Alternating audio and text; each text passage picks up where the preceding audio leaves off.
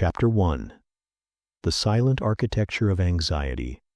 When your life feels like a door you can't open. Have you ever had that dream? The one where you are running, or perhaps you are simply late, and you come to a door. It is an ordinary door. It might be the door to your childhood home, or to an important office, or simply a door in a long, endless hallway. You reach for the handle, your fingers close around the cool metal. You turn it, and nothing. It does not budge. It is not locked, not exactly. It simply refuses to open. And a cold, quiet dread begins to pool in your stomach. This is not the drama of a shattered lock or a broken hinge. It is a quieter, more intimate horror. The horror of a barrier that should not be there. This is the world Franz Kafka knew. Not a world of monsters and screams, but a world of whispers and paperwork. A world where the greatest walls are built not of stone, but of procedure. Where the most terrifying cages have no bars, only endless, echoing corridors. He saw the silent architecture of our anxiety, the way we build our own labyrinths with the rules we inherit, the expectations we swallow, and the quiet, unspoken fear that we are on the wrong side of a door we cannot find. Think of his man, K, in the castle. He arrives in a village, summoned for a job as a land surveyor. He can see his destination, the castle, right there on the hill. Smoke rises from its chimneys, lights flicker in its windows.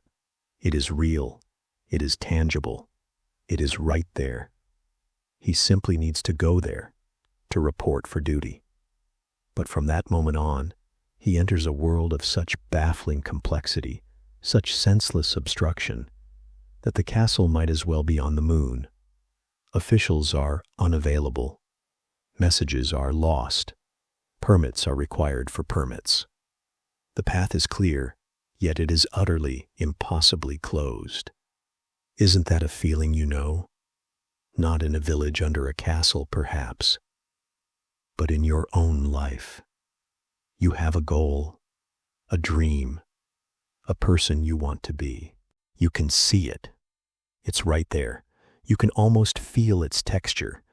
You start walking toward it, and then the silent architecture shifts. A rule you didn't know about, a feeling of not being good enough, a form you didn't fill out, a quiet voice that says, "No, not you. Not for someone like you." The door is right in front of you. You can see the grain of the wood, the glint of the handle, but your hand cannot make it turn. This is Kafka's genius. He didn't write about external monsters because the most potent monsters are internal. They are the ones that build with invisible bricks, that whisper that the system is too complex, the authority too vague, the goal too distant, that you are fundamentally an inconvenience to the universe. He held up a mirror to the modern soul and showed us that our deepest anxieties are not about what is chasing us, but about what is preventing us. The bureaucracy of the soul, the paperwork of the heart. That feeling on a Sunday night, a low hum of dread for the week ahead, it is not the work itself. It is the invisible maze you must navigate, the emails that feel like formal petitions to a disinterested king, the social interactions that feel like performances for a critical, unseen audience. We are all in some way, K, standing in the snow, looking up at the warm lights of a castle we cannot reach, convinced there is a reason, a rule, a secret password we have not been given. But what if the door was never locked? What if the horror and the salvation are in the same simple, terrifying thought? What if the only thing holding the door closed is the story we tell ourselves about the door, the story that it is too heavy, that we are not strong enough, that we need a permission slip we were never given? Kafka's world is not a recommendation. It is a diagnosis. He shows us the architecture so that we might, in a moment of quiet bravery, stop trying to find the right key and simply push. Chapter 2. The Untranslated Letter. What if your deepest longing is meant for a reader who does not exist? Let's drift now, from the cold architecture of doors to the intimate warmth of a page. Imagine, if you will, writing a letter, not an email, a letter. You take out your finest paper, you smooth it on the desk, you select a pen that feels just right in your hand. This letter is the most important thing you will ever write. It contains your deepest confession, your most vulnerable hope, the raw and unvarnished truth of who you are and what you long for. You write for hours, your hand cramping, your heart pounding. You seal it with wax. You inscribe the name of the one person in the world you believe must read it, the one person who will finally understand. And then you are told by a quiet, apologetic messenger that this person cannot read it. Not that they will not, that they cannot. The letter is written in a language they do not understand. It is a code they cannot crack. Your most profound message, your very soul etched in ink, is untranslatable. It is a message sent with the fervent hope of connection, only to become the ultimate symbol of isolation. This is the second great whisper from Kafka's candlelit chamber, the tragedy of the untranslated letter. He felt this in his bones. In his life, he wrote passionate, pleading letters to his father, a large, pragmatic man who could never comprehend his sensitive son's inner world. He wrote love letters that were novels in themselves, to women he placed on pedestals so high they became almost mythological, impossible to truly reach. He was a man perpetually writing the most important letter of his life to recipients who could not decipher the language of his soul. And in his stories, this feeling becomes a haunting truth. In the trial, the protagonist, Joseph K., is arrested, but never told the crime.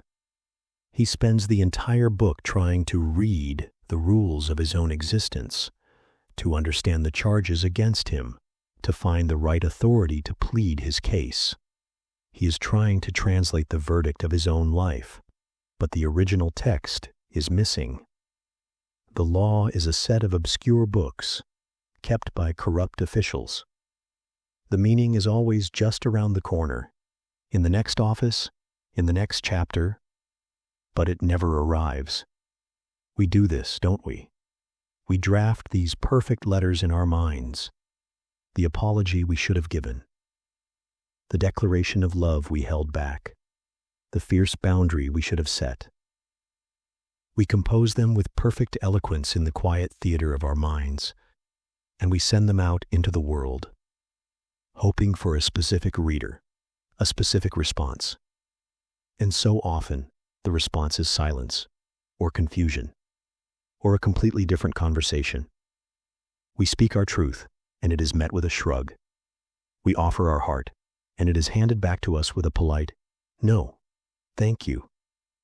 It makes you want to stop writing, doesn't it? To put the pen down, to decide that if the message cannot be received, then the message is not worth sending. This is the despair at the heart of the labyrinth. But Kafka, in his infinite, sorrowful wisdom, offers a sliver of something else. What if the value was never in the reply? What if the sacred act is not the delivery, but the writing itself?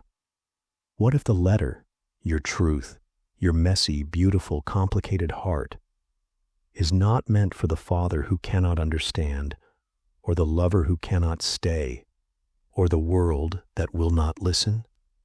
What if it is meant for you? The act of writing it down, of giving form to the formless ache inside you, that is the translation. You are translating your own soul for yourself. You are bearing witness to your own existence. The recipient is not out there.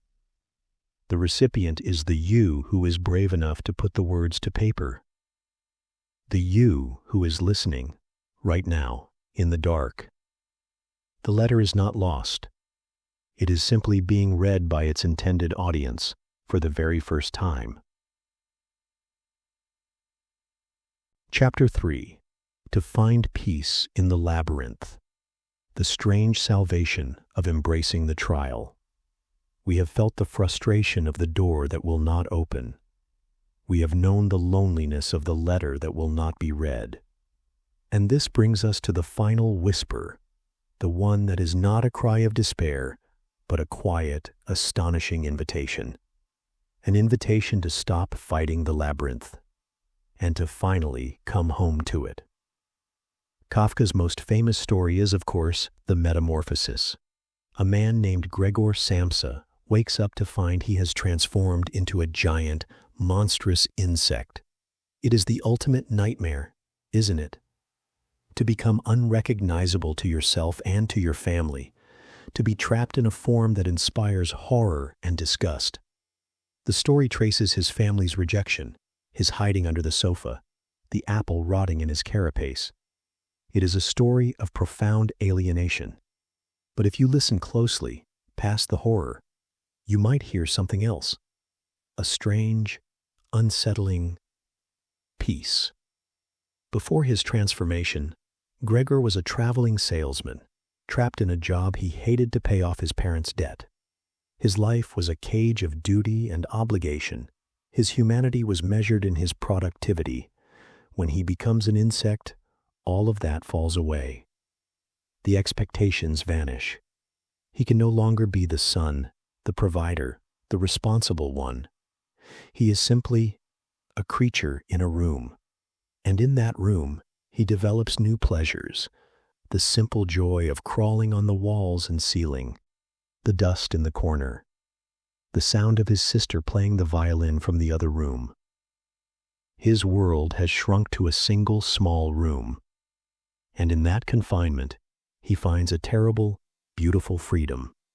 He is finally free from the burden of being Gregor Samsa.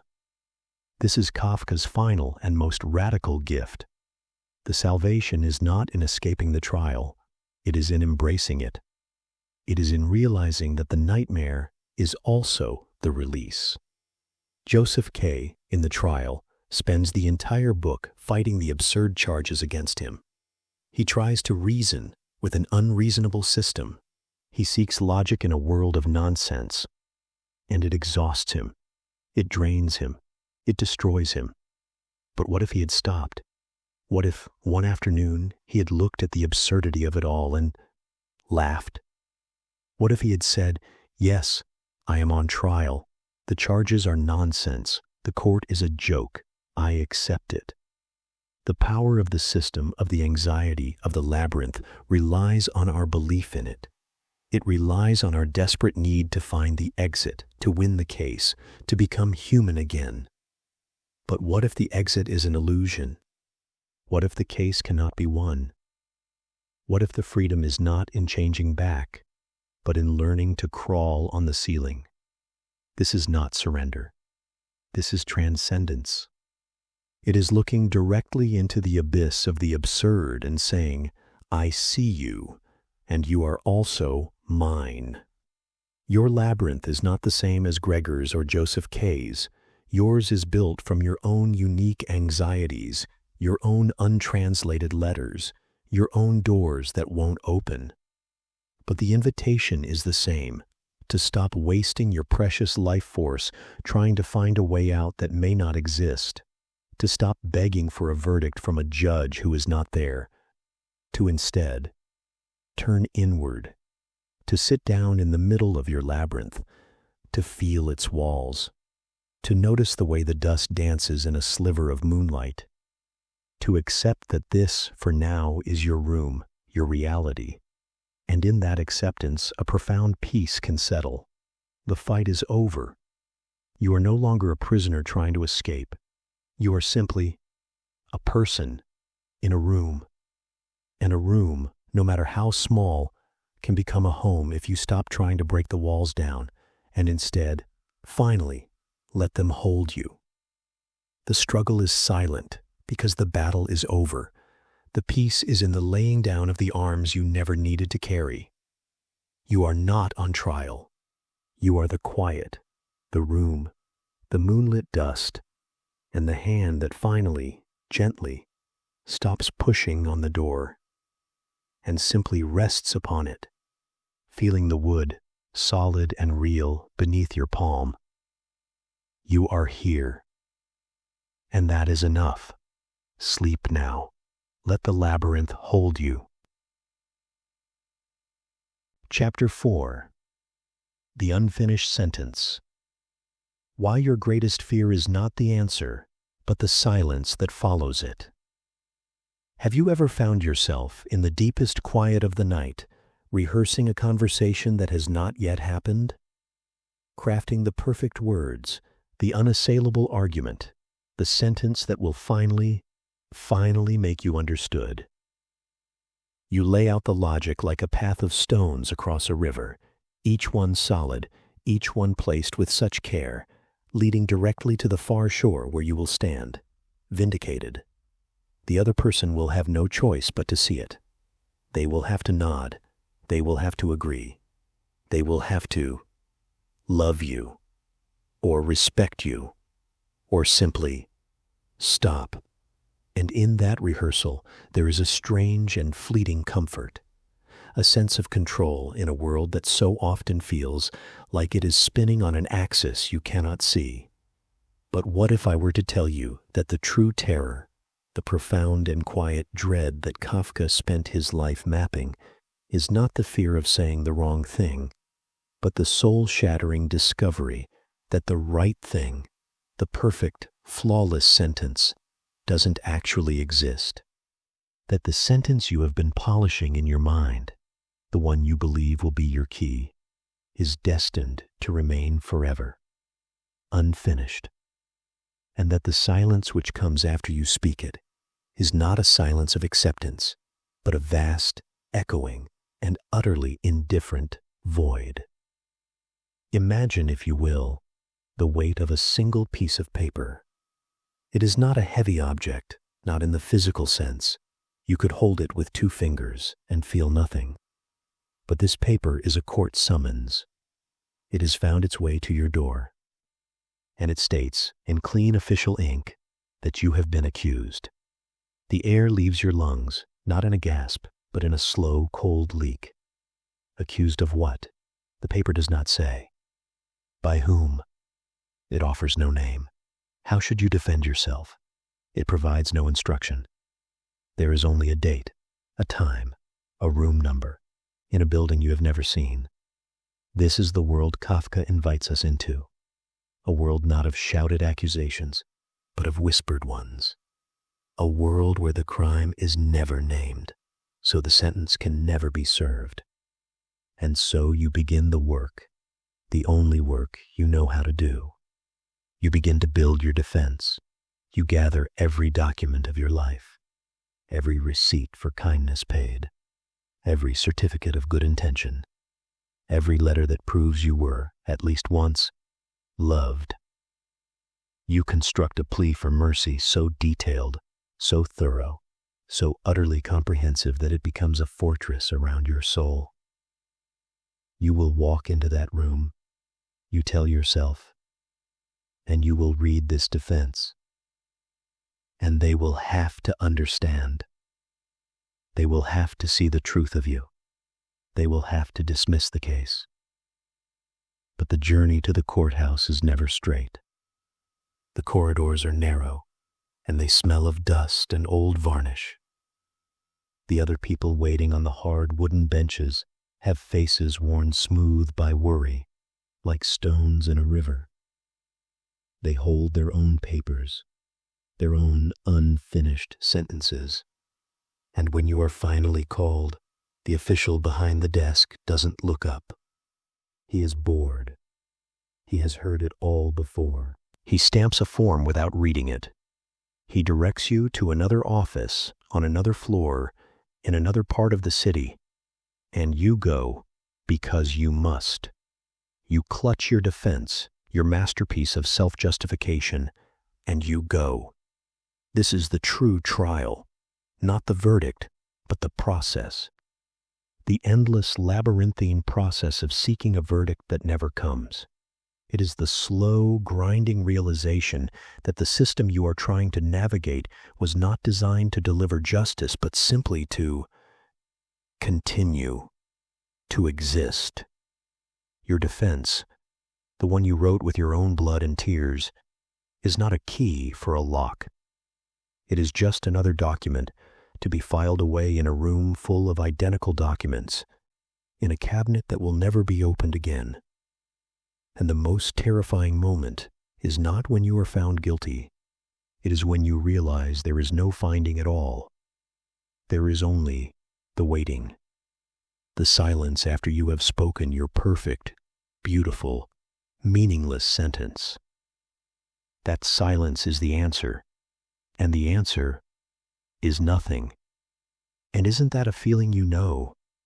Not in a courtroom perhaps, but in your life.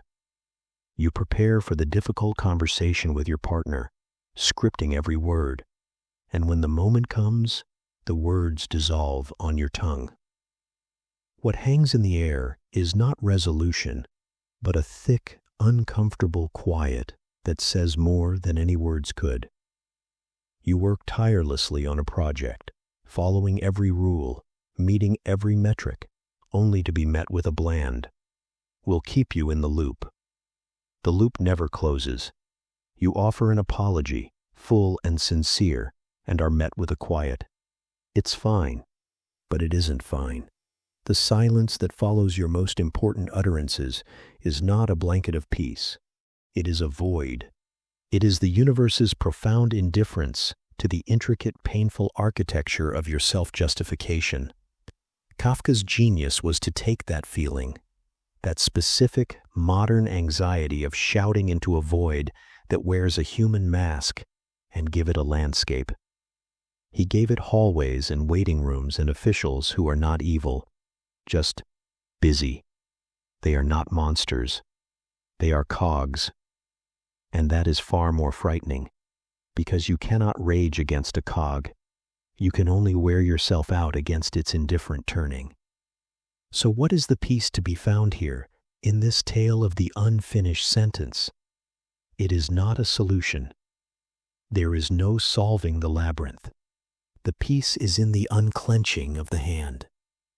It is in the quiet, terrifying, and ultimately liberating act of letting the paper go, of watching your beautiful, useless defense flutter from your fingers and land in the dust of that endless corridor.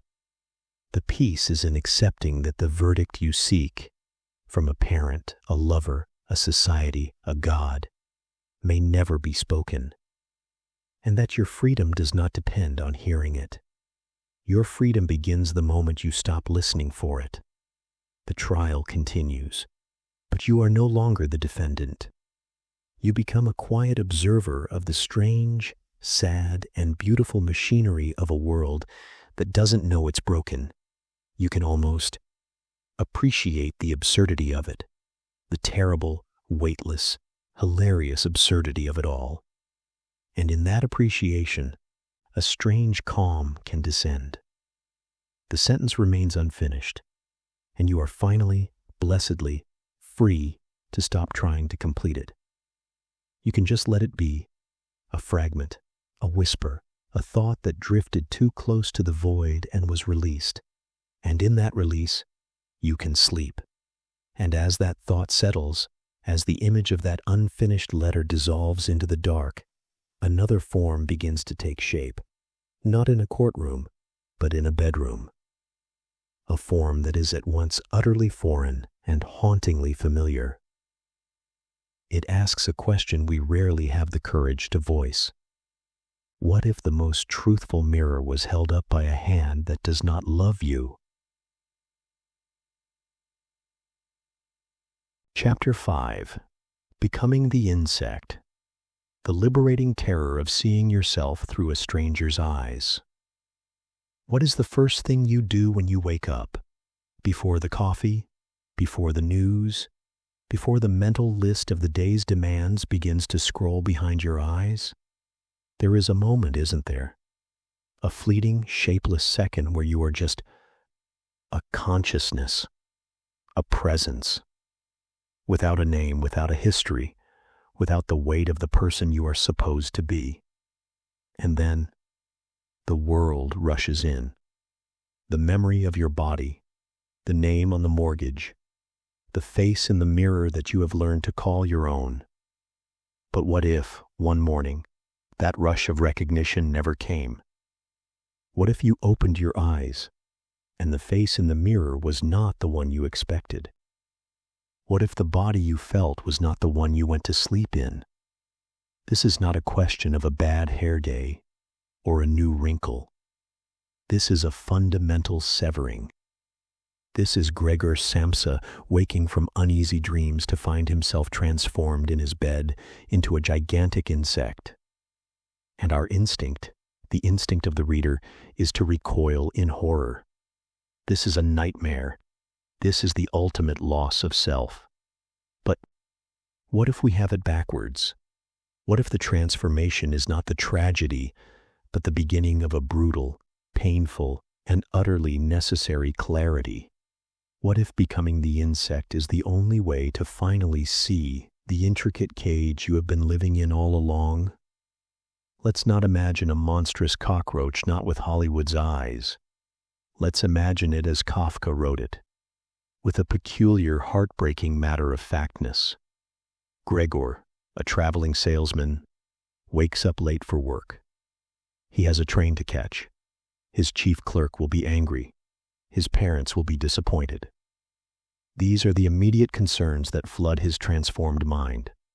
Not, what am I, but how will I get to my job? His voice is strange to his own ears, a painful chirping, but his thoughts are entirely human. They are the thoughts of a man trapped in a system of duty and debt. He is the sole provider for his family. He is paying off his parents' debts. His value, his very identity, is inextricably linked to his function. He is a human doing, not a human being. And so his first and only concern is that he can no longer do. He is trapped in his room. His many little legs wave helplessly in the air. He cannot turn the key in the lock.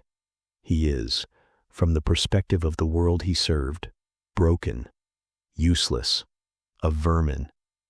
And now, watch the world through the crack under his door. Listen to it. His family's reaction is the true mirror.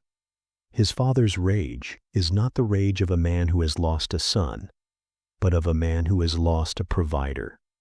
His mother's horror is laced with shame. His sister, initially compassionate, eventually grows weary of caring for the thing that was once her brother. Their love, their acceptance, it turns out, was conditional. It was a transaction. It was predicated on Gregor's ability to fulfill a role. And now that he cannot, the love is withdrawn. The door to his room is kept shut. Food is slid inside, not with care, but with disgust. He becomes a dirty secret, a problem to be managed, and finally, an inconvenience to be removed. This is the liberating terror, to see with absolute unblinking certainty that the bonds you believed were woven from unconditional love were, in fact, woven from utility. It is a horrifying realization. It is the death of a world, but it is also the truth. And the truth, no matter how brutal, carries within it the seed of a terrible freedom. Because from his new perspective, from down there on the floor, from behind the furniture he now hides under, Gregor sees everything with a new clarity. He hears the conversations his family has about him as if he isn't there.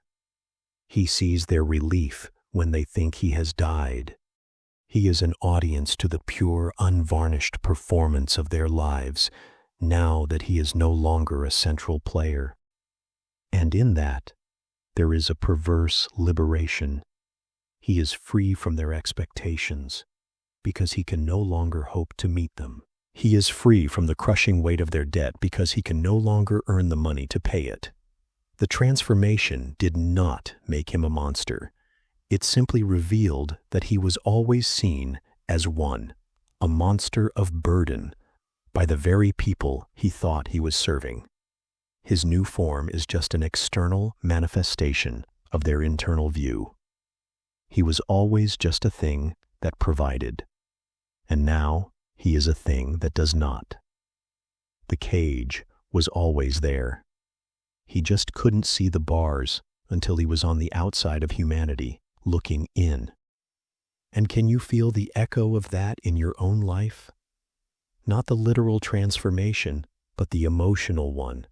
The moment you fail at the thing that defines you, the job you lose, the relationship that ends, the role you can no longer play. In that failure, there is a profound and isolating pain. You feel like a stranger to yourself, a monstrous disappointment. You feel like you are seeing the world from behind a glass wall, watching people interact with the ghost of the person you used to be. This is the Kafkaesque moment, the moment of radical alienation. And our instinct is to fight it, to claw our way back to belonging, to utility, to being useful again. But what if we paused in that pain?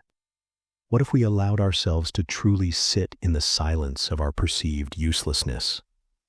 What truths might we overhear? What cages might we see for the first time? The transformation, the failure, the heartbreak. It strips away the illusion. It is a brutal gift. It shows you whose love is conditional upon your function. It shows you which parts of your life were built on transaction, not connection. And while that knowledge is a devastating loss, it is also the only solid ground upon which you can ever hope to build a real life. A life not based on what you do, but on who you are, even, especially, in your most vulnerable, unproductive, and seemingly monstrous state. The insect is not the tragedy.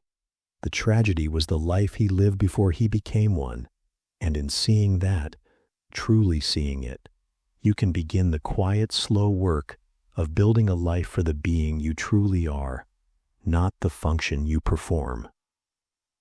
That strange sense of observation, of being an audience to your own life from a place of profound isolation, leads us inevitably to one final, quiet question. A question about a structure on a hill, its windows glinting in the sun, always watching, but never speaking. What is it we are truly seeking when we knock on a door? We know, in our deepest heart, may never open. Chapter 6. The Castle's Empty Room.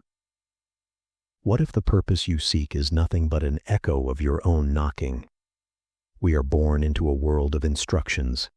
Follow this path, achieve this goal, seek this approval, arrive at this destination.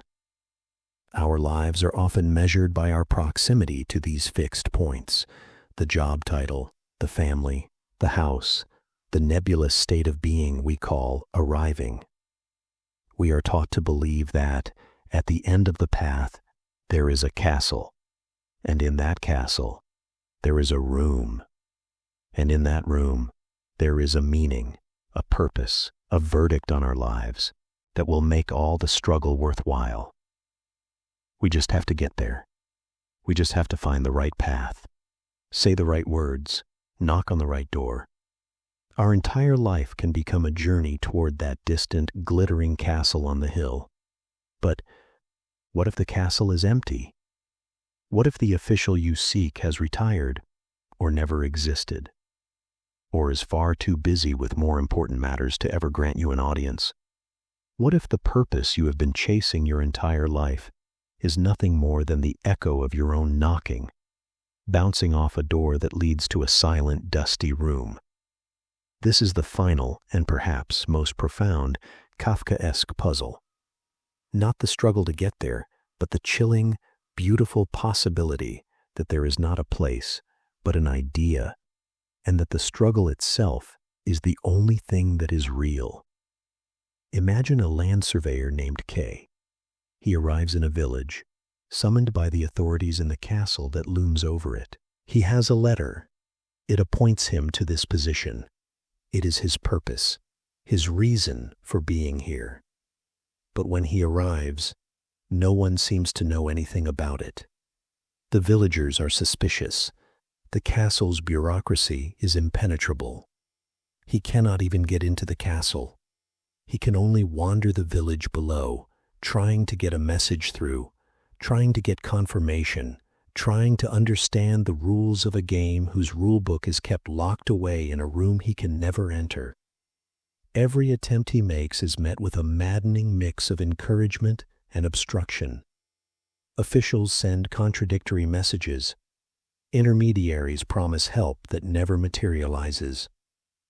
The castle is always there, visible, its windows lit in the evening, a constant reminder of the authority and meaning that is just out of his reach. His entire existence becomes about gaining access. His identity is now the land surveyor who has not been allowed to survey any land. His purpose is to validate the purpose he was supposedly given. He is chasing his own tail in the shadow of a mountain. This is the slow, draining work of seeking external validation. It is the life of the person who believes they will be happy when they get the promotion, when they find the partner, when they buy the house, when they achieve the thing that will finally prove they are enough. But the promotion comes, and the happiness is fleeting, because now you see the next rung on the ladder. The partner comes, but they cannot fill the void you asked them to fill. The house is just a house. The castle remains on the hill, its lights twinkling, promising that real fulfillment is in the next room, the next achievement, the next approval. Kay's tragedy is that he never stops to ask the most dangerous question.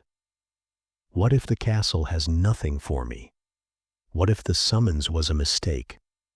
What if my entire purpose here is a clerical error? To ask that question is to stare into the abyss.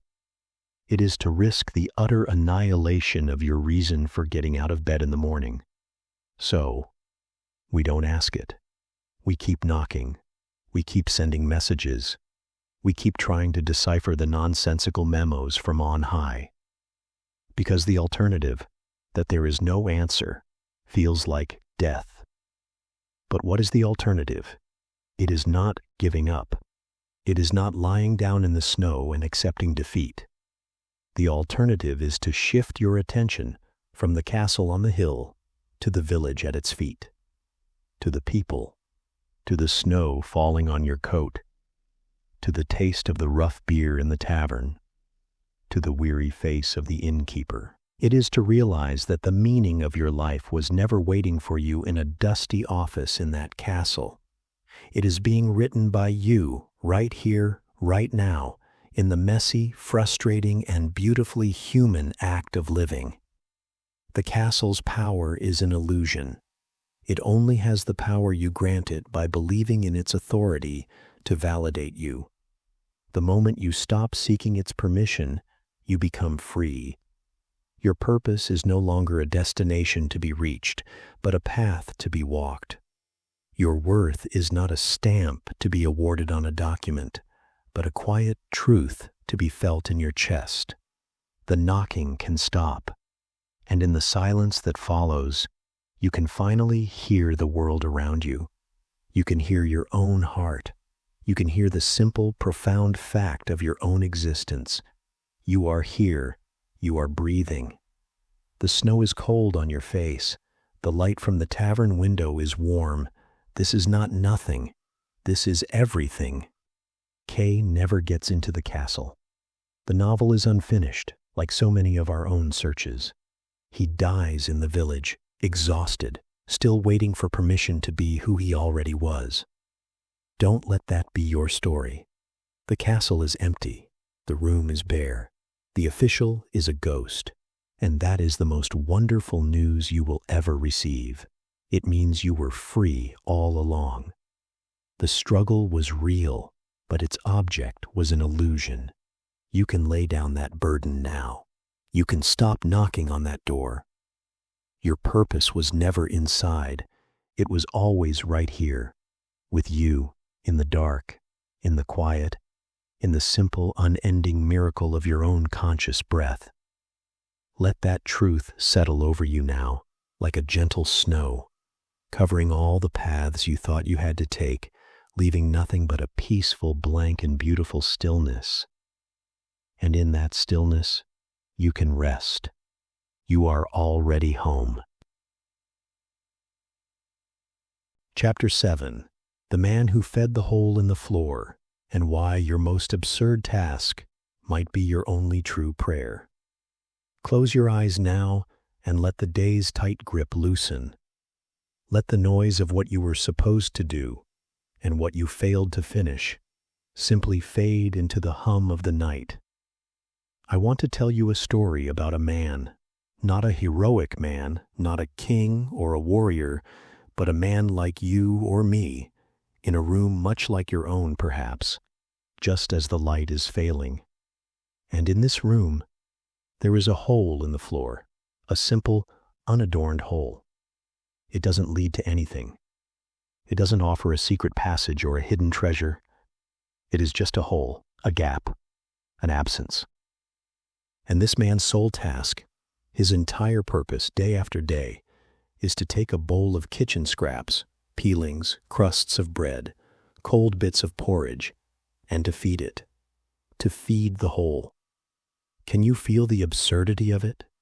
The crushing weight of such a pointless ritual? We spend our lives building resumes, chasing promotions, painting walls, planting gardens, all in the service of creating something, of building up, of leaving a mark. We want our efforts to mean something, to stack up into a monument that says, "I was here." But this man, his monument is a negation. His life's work is to pour substance into a void. It is the ultimate image of futility. It is the feeling you get when you answer 100 emails and your inbox remains full. It is the feeling of cleaning the kitchen, only to find it dirty again an hour later. It is the silent scream of a life spent filling a bucket with a hole in the bottom. This is the territory of Franz Kafka. He is the cartographer of that sinking feeling in your stomach when the machinery of life seems to be operating on a logic you will never, ever understand. But what if we have it wrong? What if, in our desperate rush to assign value, purpose, and measurable outcomes, we have become blind to a different kind of truth? What if the hole is not the enemy? Imagine the man, day after day. The light slants through the window. The dust motes dance. The world outside goes on with its urgent, important business. And he is there, with his bowl. There is a rhythm to it, a ceremony.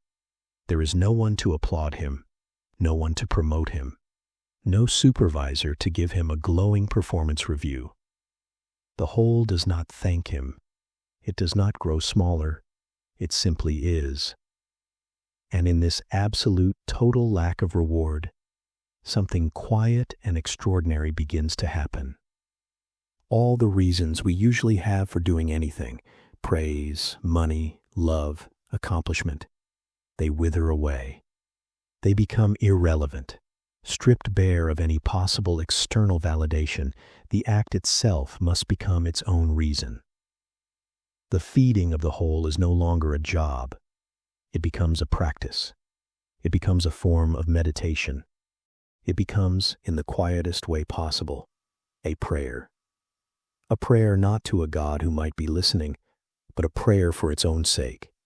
The act of kneeling, the act of offering, the act of attending to something the world has declared useless. invisible, a mistake. Isn't that where so much of our pain resides? In the parts of ourselves we deem useless? The anxious thought that circles and circles, leading nowhere. The grief that doesn't fade on a schedule. The love we feel for someone who is no longer there. The creative dream that will never turn a profit. We try to bury these things. We try to board over these holes in our own floors, ashamed of their emptiness. We call them flaws. We call them weaknesses. We call them a waste of time. But Kafka's man, he does not board it up. He does not hide it. He attends to it. He brings it his full attention, his daily offering. He makes a ritual of the absurd. And in doing so, he transforms it. The hole is no longer a symbol of meaninglessness. It becomes a sacred space, a space where all the world's demands for productivity and progress vanish into a silent, accepting darkness. He is not building a tower to the sky. He is tending a well that goes down into the very core of things. His prayer is the attention he gives to the void, and perhaps, in the deepest, most paradoxical way, that attention is the only thing that makes us truly human. Not our victories, but the grace with which we tend our defeats. Not the doors we manage to open, but the loving attention we pay to the ones that remain forever closed. So tonight, as you drift between worlds, think not of the mountains you have to climb tomorrow. Think of the small, quiet, seemingly absurd thing you care for, simply because you must. That hole in your floor, it is not your failure. It might just be your most honest altar, a gentle pause here in the deep velvet of the night. The story of the man and his hole settles within you, a quiet paradox. It suggests that our salvation might lie not in solving the riddle, but in loving the riddle itself. But this raises a whisper of a question, doesn't it? If we are to make a practice of the absurd, who exactly taught us it was absurd in the first place? Who handed down the verdict that our holes were shameful? Listen now, and you might just hear the faint gavel of a court that was never truly there. Chapter 8. The Verdict. You whisper to yourself, unlearning the language of the invisible court. There is a court that follows you. You've felt it, haven't you? In the still moment after you've spoken, a phantom jury weighs your words and finds them lacking. In the hour before sleep, a silent judge reviews the day's evidence and passes a sentence of mild shame. You stand accused, always, of not being quite enough, not productive enough, not kind enough, not smart enough, not happy enough. The trial is perpetual, and the verdict is a low, constant hum in the foundation of your being. This is the other great haunting in Kafka's world. It is the haunting of the trial. A man named Joseph K. is arrested one morning, but never told the crime. He spends the entirety of the story trying to navigate a boundless, illogical legal system, to discover what he has done wrong, to plead his case, to find justice. But the law is a labyrinth. The officials are vague, the rules are unwritten, the doors are guarded. He never finds the high court. He only ever finds the dusty bureaucratic anterooms of it. And in the end, he is executed, without ever knowing his crime. On the surface, it is a nightmare of bureaucracy. But feel deeper. Feel it in your bones. This isn't about a government or a state. This is about the internal state. Joseph K.'s true prison is not the system, but his own burning, desperate need for the system to validate his innocence. He believes that if he can just find the right authority, the right law, the right door, he will be given the answer. He will be told he is good. He will be declared finally, okay. He is begging the world for an acquittal, that can only ever come from inside himself. And the world, in its beautiful, terrible ambiguity, refuses to give it. Because the world does not speak the language of verdicts. We are the ones who speak it.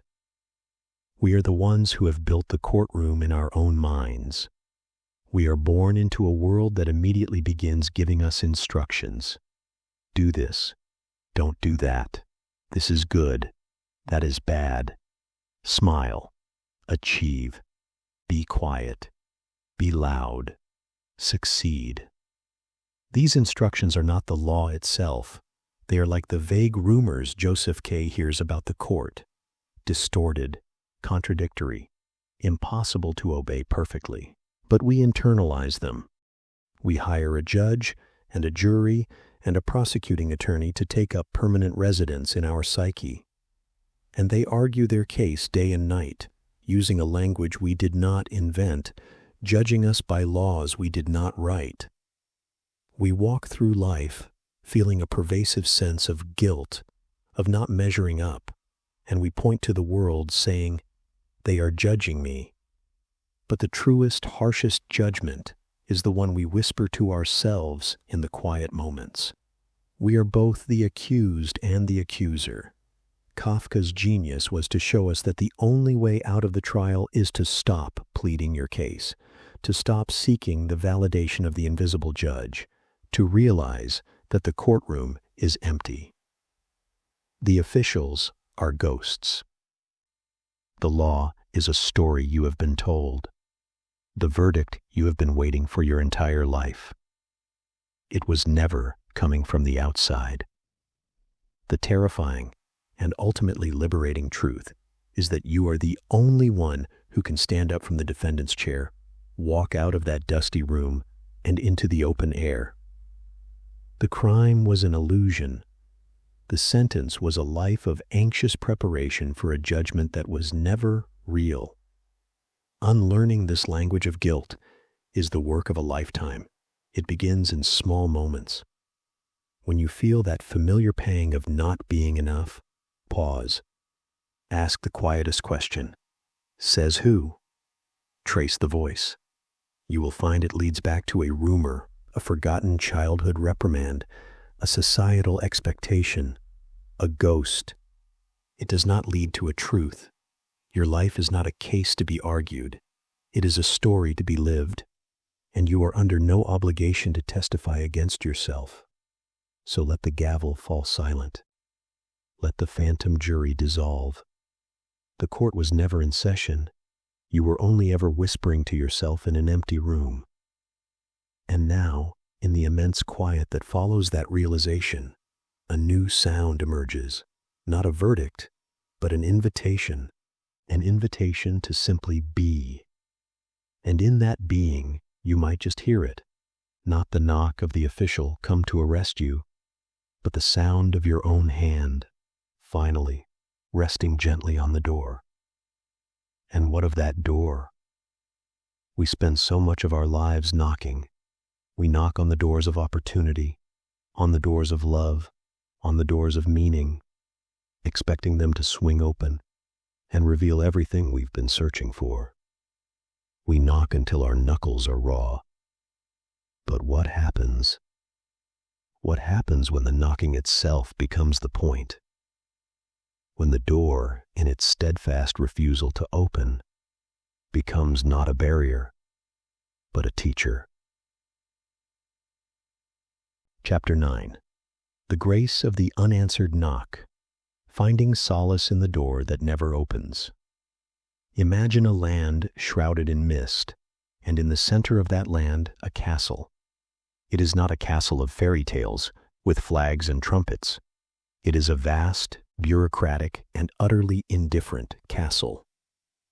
It is the source of all authority, all rules, all meaning.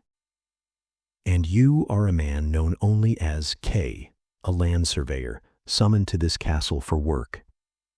You can see it there, on the hill, seemingly within reach. But the road that leads to it does not lead to it. It twists back on itself. The villagers who live in its shadow speak in hushed tones of its officials, its endless paperwork, its unknowable ways. Your entire purpose is to gain access, to get inside, to have your summons validated, your existence acknowledged, your role defined. You spend the entire novel trying to reach it, to call it, to petition it, to understand it. You knock on every metaphorical and literal door that might lead you closer, and you never, ever get in. This is the central agony of the castle. The goal is visible, but inaccessible. The purpose is clear, but unfulfillable. It is the perfect metaphor for our search for external validation, for a final answer from the universe.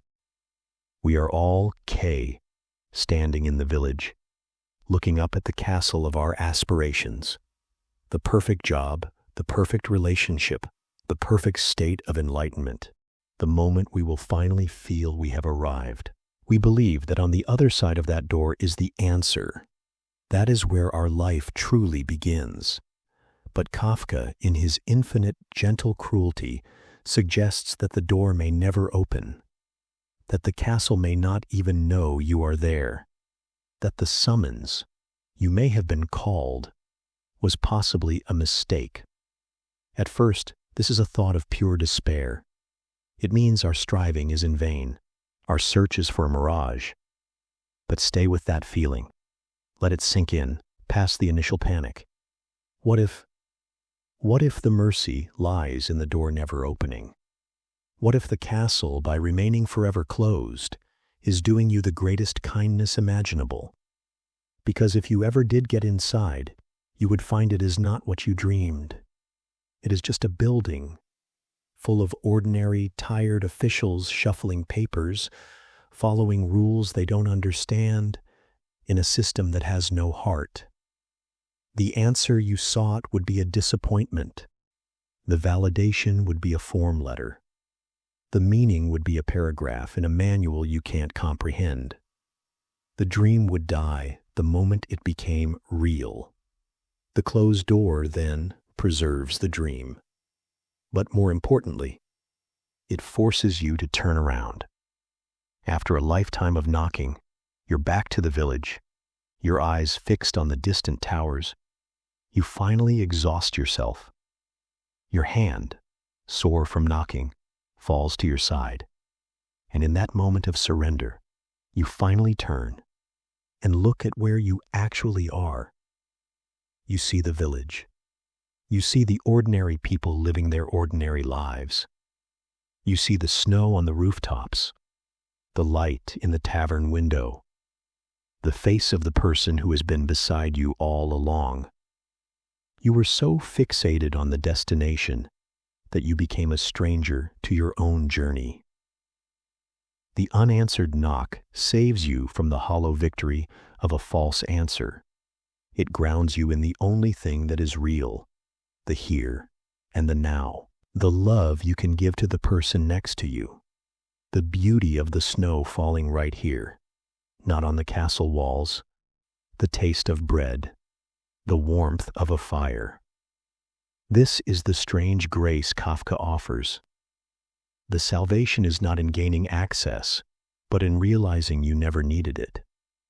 Your life is not happening in the future, on the other side of that door. It is happening right now, in the village of your everyday existence. The castle's silence is not a rejection. It is an invitation to stop seeking permission from distant, indifferent authorities and to start building a meaning right here, with your own hands, from the materials you have been given. The purpose was never inside the castle.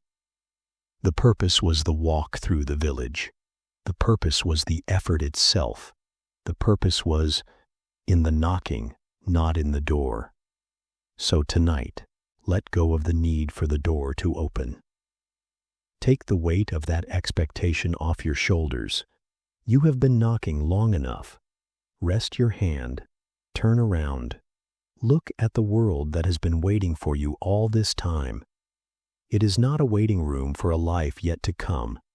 This is it. This is the place, and your presence here is the only validation you will ever need. The castle can keep its secrets.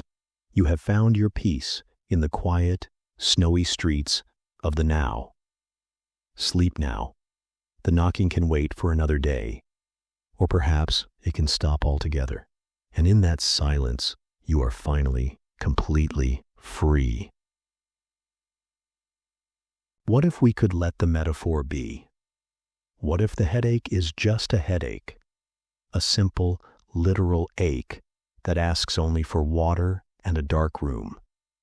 What if the locked door is just a door with a faulty mechanism and not a test of our worthiness?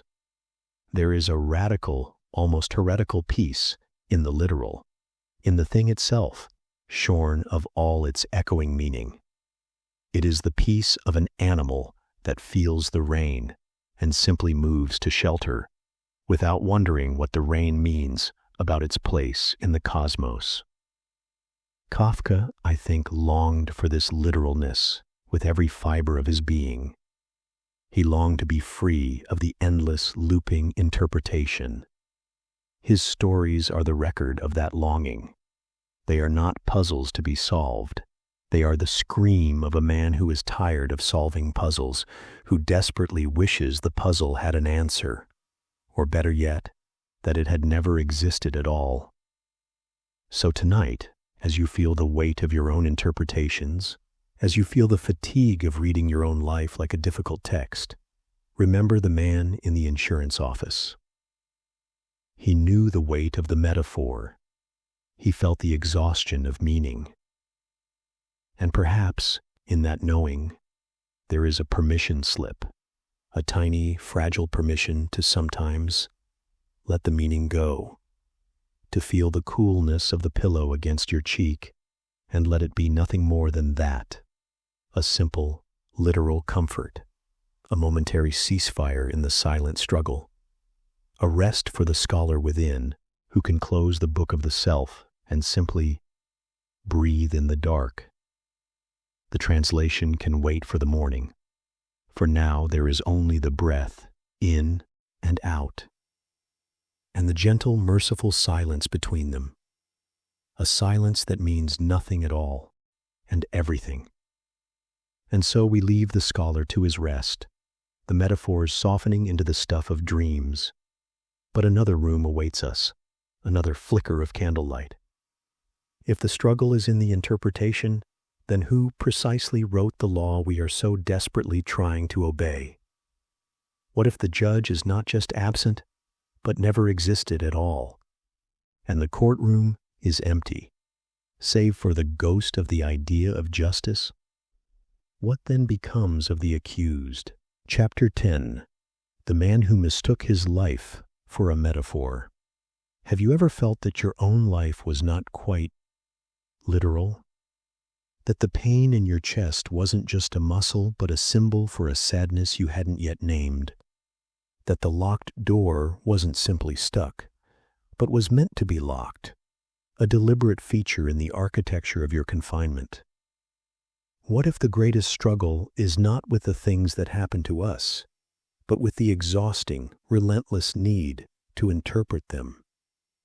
To read our own blood as if it were text, to search our own faces in the mirror for a meaning that is always, always just out of focus. What happens to a soul that cannot stop seeing signs in the snowfall, portents in the pattern of rain on the glass?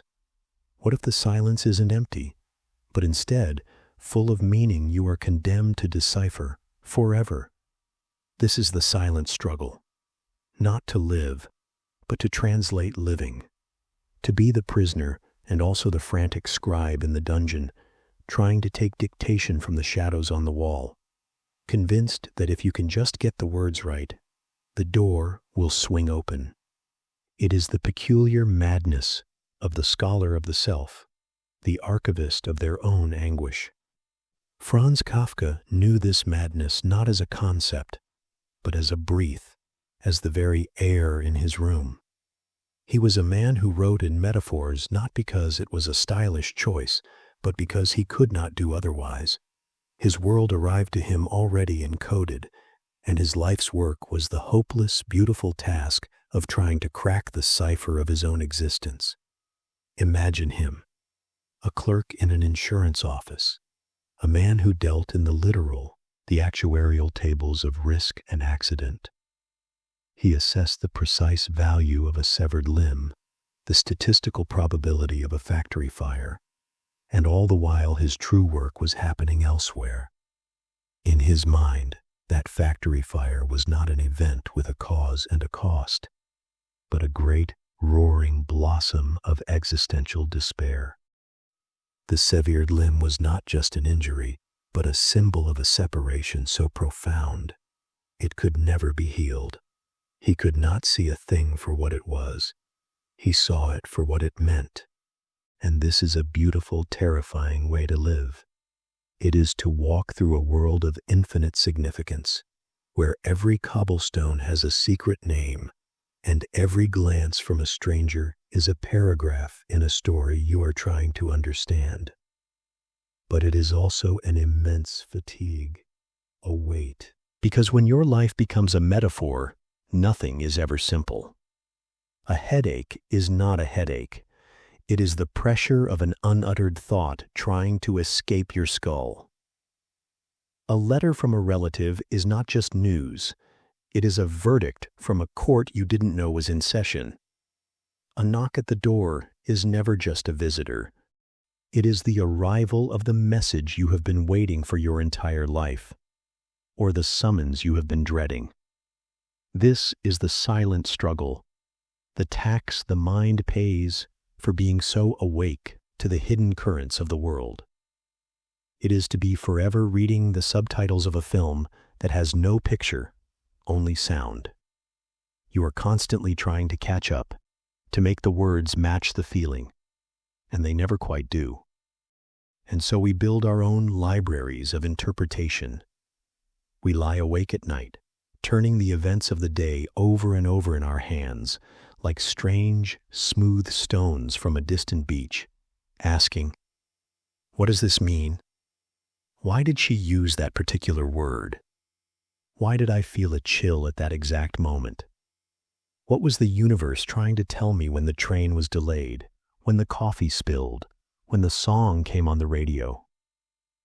We are all, in our quieter hours, amateur Kafkas, writing the unseen briefs for the trials of our own lives. We are constructing the case for why we are guilty, or why we are innocent, or most often, why the trial itself is a bewildering absurdity that we never agreed to participate in. But what if we could stop, just for a moment,